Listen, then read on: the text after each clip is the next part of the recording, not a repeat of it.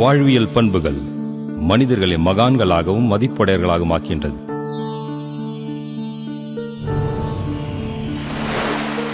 இன்று ஒரு அனாதை குழந்தை போன்று நமது வாழ்க்கை ஆன்மீக பண்புகள் இன்றி இலக்கியின்றி சாரமற்றதாகிவிட்டது. இவ்வாழ்வியல் பண்புகள் மூலமாக மனித குலத்தை முழுமையாக்கும் பணியில் கடந்த 80 ஆண்டுகளாக முயற்சியினை மேற்கொண்டு வருகின்றது பிரஜாபிதா பிரம்மா குமாரிகள் ஈஸ்வரிய விஸ்வவித்யாலயம். இதற்காக பரம்பிதா பரமாத்மாவின் நன்மை பயக்கும் பாவனைகள் பிரேரணைகளாக இருக்கின்றது. 1936ஆம் ஆண்டு சர்வசக்திவான் பரமாத்மாவின் பிரேரணை மூலமாக சிந்து ஐதராபாத்தில் தாதா லேக்ராஜ் மூலமாக இதற்கான விதை ஓம் மண்டலி என்ற ரூபத்தில் விதைக்கப்பட்டது. தாதா லேக்ராஜ் இறைவனிடம் அசைக்க முடியாத நம்பிக்கை வைத்திருந்தார்.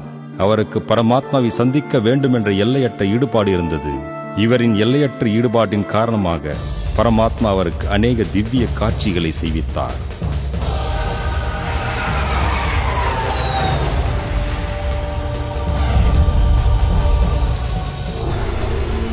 மேலும் அவருக்கு பிரஜாபிதா பிரம்மா என்று பெயரிட்டு புதிய யுகத்தின் படைப்பிற்காக நிமித்தமாக்கினார். இதன் பிறகு அநேக மக்கள் ஓமண்டலியில் இணைந்தார்கள். பிரம்மா பாபா பெண் சக்தியை முன்னிறுத்தி இவ்வமைப்பின் தலைமையினை தாய்மார்கள் மற்றும் சகோதரிகளுக்கு அளித்தார். பிரிவினைக்கு பின்னர் 1950ஆம் ஆண்டு ஓமண்டலி பாகிஸ்தானிலிருந்து பாரதத்தில் ராஜஸ்தான் மாநிலத்தில் உள்ள அபுமலையில் இடம் பெயர்ந்தது.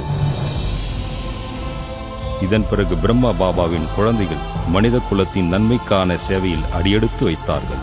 உள்நாடு மற்றும் வெளிநாடுகளில் பரப்பினார்கள். மேலும் இந்த அமைப்பு பிரஜாபிதா பிரம்மகுமாரி ஈஸ்வரிய விஸ்வவித்யாலயம் என்ற பெயரில் வளர்ச்சி அடைந்தது. 1969ஆம் ஆண்டு ஜனவரி திங்கள் 18ஆம் நாள் இந்த அமைப்பின் ஸ்தாபகர் பிதாஸ்ரீ பிரம்மா பாபா தனது தேகத்தை தியாகம் செய்து அவ்யக்த நிலையை அடைந்தார். அப்போது வித்யாலயத்தின் காரியங்களை தாதி பிரகாஷ்மணி மேற்கொண்டார். அவரின் மேலான தலைமையின் கீழ் இன்று விஸ்வவித்யாலயம் முழு உலகம் 133 தேசங்களில் 9000த்திற்கும் மேற்பட்ட கிளை மூலமாக பறந்து விரிந்து மரமாக ரூபம் பெற்றுள்ளது. மேலும் அபுமலையில் இருக்கும் பாண்டவ பவன் வித்யாலயத்தின் அகில உலக தலைமையகமாக ஆகியது. இதன் பிறகு உள்நாடு மற்றும் அயல் நாடுகளிலும் கூட பண்புகள் நிறைந்த சமுதாயத்தை உருவாக்குவதற்கு ஒவ்வொரு ஆண்டும் 1000க்கும் மேற்பட்ட தேசிய மற்றும் அகில உலக கருத்தரங்கள் மற்றும் மாநாடுகள் நடந்து வருகின்றது. 1981ஆம் ஆண்டு இவ்வித்யாலயம் ஐக்கிய நாடுகள் சபையில் அரசு சார்பற்ற அமைப்பாக NGO-ஆக ஏற்கப்பட்டுள்ளது. மேலும் ஐக்கிய நாடுகள் சபையானது மனிதகுல சேவைக்காக இவ்வித்யாலயத்திற்கு 7 அமைதி பதக்கங்களை கொடுத்து கௌரவித்தது. சமுதாயத்தில் ஆன்மீக முன்னேற்றத்திற்காக ஒவ்வொரு துறையிலும் உள்ள மக்களுக்கு இலவசமாக ராஜயோக கல்வி அளிக்கப்படுகின்றது. பெண்கள், இளைஞர்கள், கல்வியாளர்கள், பத்திரிகையாளர்கள், ஆரோக்கியத்துறை என 20 துறைகள் மூலமாக ஆன்மீக முன்னேற்றம் அடைவதற்காக துவங்கப்பட்டது. கடந்த 30 ஆண்டுகளாக இந்த துறைகள் கலைப்பற்ற சேவையை செய்து வருகின்றன. தற்சமயம் தலைவியாக ராஜயோகினி தாதி ஜானகி அவர்கள் வித்யாலயத்தை நடத்தி வருகின்றார்.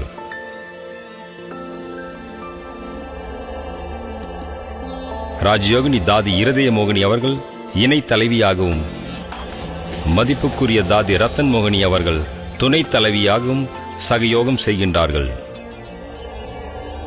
ஆன்மீக உலகில் இந்த 3 சிரேஷ்ட நட்சத்திரங்கள் இந்த யஜ்யத்தை தடையின்றி நடத்தி வருகின்றார்கள்.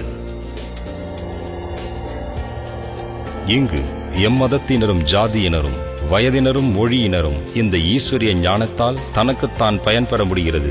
இதுவரை உலகில் லட்சக்கணக்கான சகோதர சகோதரிகள் தனது எல்லைக்குட்பட்ட எண்ணங்களிலிருந்து விடுபட்டு உலகம் ஒரு குடும்பம் என்ற பாவனையின் மூலமாக பண்புகள் நிறைந்த சமுதாயத்தை உருவாக்கும் சேவையில் ஈடுபட்டுள்ளார்கள். ஓம் சாந்தி.